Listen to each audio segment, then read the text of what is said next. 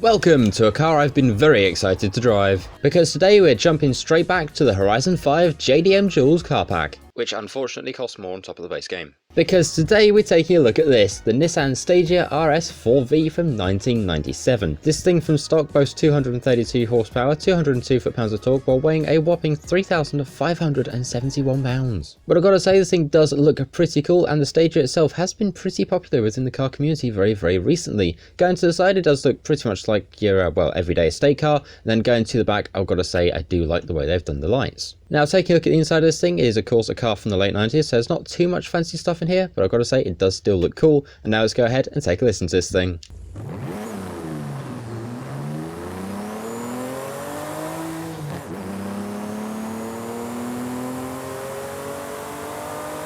I've got to say, this thing does certainly sound pretty cool, but now let's go ahead and see what we can do to this thing. Jumping over to conversions and then jumping over to engine swaps, we've got ourselves a 6.2 litre V8, we have ourselves a 2.6 litre inline-6 twin turbo. We also have a 4 litre V8 on offer alongside the racing 3 litre inline-6 turbo. Or to you and I, the 2JZ. This thing does start out all-wheel drive, but you can go ahead and make this thing rear-wheel drive should you wish to, and I think we might do that a bit later on. And if you want, you can go ahead and upgrade the stock single turbo up to a twin turbo. And of course we have a very interesting little body kit as well, because a very popular mod that a lot of people do is putting the Skyline R34 front onto one of these, and now, well, we can do that too. And as far as I'm aware, they remodeled the front bumper specifically for this car. As to how true that is, I don't actually know. In the meantime, going to aero and appearance, specifically going to the front bumper, we have the option to go ahead and just put on normal Forza aero. And then going to the back, we have the option to go and slap on the giant Forza wing. I don't know why you would, but you can. In the meantime, our mechanic Mac has been very busy throwing together an A-class race build for this thing, so let's go ahead and bring up the share code of that very quickly. There it is, feel free to go ahead and grab that for yourself. We're going to go ahead, download it, and see what we can do. So with these upgrades, we're now a lot lighter at 2,960 pounds with a lot more power at 390. Oh, and we're at the top of A-class too. So with those upgrades installed, we're now over here at the paint shop. Let's take a look very quickly. Nothing in advance, sadly. We're going to manufacturer colours. We have ourselves a whopping 1, 2, 3, 4, 5 to choose from. And I can't lie, I'm kind of tempted to go with this. I mean, hey, at least then I can say I'm keeping everything green. Now, I've got to say the Stagea does look pretty cool indeed, but apparently it also uses a lot of the parts used on the R33 Skyline. Apparently, most notably, it's a steering wheel alongside the all-wheel drive system. I've not yet had a chance to see one of these in person, but I would absolutely love to see one. So if you happen to own a Stagea, you know, get in touch, please. And away we go. Let's go ahead and see what the Stagea can do against various other assorted everythings. I mean, there's even a Stagea there too. And it's in the same colour. Right, first turn, how do we do? Do we do okay? Oh wow, we are very understeer. Of which kind of surprised me, really. In the meantime, I've been doing some research online, and apparently there were 4 different generations of Stagea. This one is meant to be from WC34 Series 1.5. Yeah, I didn't know that either. And throughout this thing's lifetime, there's been a lot of Stageas made, approximately 191,967. And if you ask me, that's a lot. As to how many of those ended up in the UK though, I've got no idea. What I do have an idea on is getting first place out of my way. Now we know about the various assorted generations of Stagea, and also, you know, how many were made. Here's how much these things can cost and how much you could buy one for now. Because I've done some research online, and apparently you can buy these things for around £8,000 to £15,000. Which is this in US dollar. And I can't lie, for something as popular as the Nissan Stagea, that feels quite cheap. Especially considering, you know, this thing is very close relatives with the Skyline series of cars. And especially how much the Skyline cars sell for. In the meantime though, let's go ahead, go around the final turn, and across the line we go with the Stagea. The BMW very close behind us there, but we did go ahead and get ourselves a first place and a time of 2 minutes 11. So I've got to say that was a very interesting race indeed, but now let's go ahead and take a look at this week's backstage vote, because this week we've got ourselves the 2JZ and the Maserati 8CTF versus the Rip Rod and also the Porsche 356 SL. And I can't lie, I really don't know which one to vote for this week, so I'll put the question to you.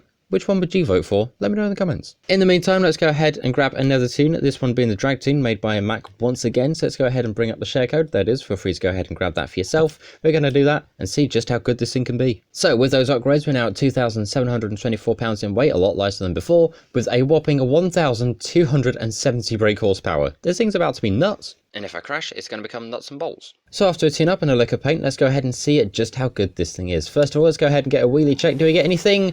Oh, we do. We definitely do. Okay, wheelie check, absolutely. So now we know this thing is good at one part of being a drag car, let's go ahead and see if it's good at doing the rest, because away we go. Let's go ahead and see what we can get out of this thing. This thing is still quite a hefty vehicle, but it does have an awful amount of power behind it. So let's go ahead and see what do we get through the camera, and also what do we get off the end of the drag strip. Through the camera at 199, and off the end of the drag strip at 223. Brake! Needless to say, it didn't. Well, that was fun. Now let's go ahead and try and make this thing a bit of a top speed build. And for that, we're going straight to conversion, because we're going to go ahead, slap in the 2J. We are also going to go ahead, keep single wheel drive, but I think we might also keep the Skyline front, just because we can. While we're at it, let's go ahead and keep adding some more power. And of course, you know, I've got to go ahead and throw on anti-lag. Wouldn't be one of my top speed builds if it didn't. Also going to go ahead and chuck on some semi-slick tyres, make them wide at the front and just as wide at the back. While we're at it, we're also going to go ahead and definitely make this thing lighter. Going to slap on some race brakes and slam this thing. Right, roll cage. That'll be fine. Yeah, that looks alright to me. And now the fun part is I've got to go and tune all of this. In the meantime, let's take a look at this week's Forzathon shop, starting off with the Ferrari 250 California. We've got ourselves a backstage pass, the Donut Media Purple Relaxed T, the Ital Design Zero Uno, which is a very interesting car indeed. If you want a video on that, do let me know. We also have the Donut Media Yellow Jumper, the Horizon Super Wheel Spin, alongside the regular Horizon Wheel Spin as well. And now, out to the motorway. Right, now let's go ahead and see how close we've gotten to the motorway grate again. I've picked a random spot on the motorway. Let's go ahead and see, are we close there today? The answer is, well, no, we're miles away. Well, maybe next time. In the meantime, here we are now at the edge of the motorway, so let's go ahead, get this thing onto launch control, and away we go with the Nissan Stagea. I was hoping for a little better launch than that, but you know what?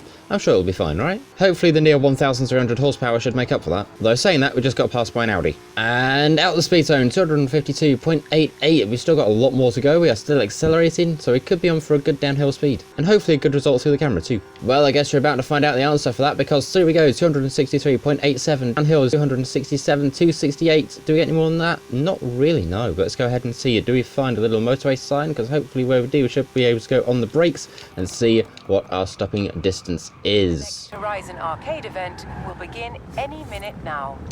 I did not ask for your opinion, Horizon Arcade, but thank you. In the meantime though, I'd say it's a pretty good stopping distance for 268. In the meantime though, we've got one more thing to do to the Forza Stagea, and of course it's to throw this thing sideways. So let's go ahead and chuck it into the drift zone and see what we do. Hopefully we get something good from it. We did clunk the wall a bit, which is honestly a little bit of a shame, because that was standing out to be a very, very good run, but it's still a very good run indeed with 39,931 points. And now 2 walls I have to repair. In the meantime, it's time for run number 2, so let's go ahead and chuck this thing in and see, can we beat a 39,000? I'm hoping so, maybe 40k if we're lucky. Let's go ahead and see what do we get. We get ourselves 41,199. And I've got to say, going back the other way, that doesn't happen often. So there we go. That is the Nissan Stagea. And I've got to say, I am so glad they finally added this car to this game. Although to be fair, they added it a very long time ago and I've only just gotten around to driving it. If you want one of these for yourselves, you're going to need to get the JDM Jewels Car Pack, which I think is roughly around £3.99. As for overseas, I'm not quite too sure what that is. But it is definitely worth it, because there's still 2 cars from that car pack that we've not quite covered yet. Those 2 cars being the AutoZam plus a very interesting forgotten Toyota. In the meantime though, thank you very, very much for watching. That parking job was absolutely abysmal. Like, share, comment, subscribe, all that cool stuff. And as ever, thank you very much for watching. Tech out. See ya!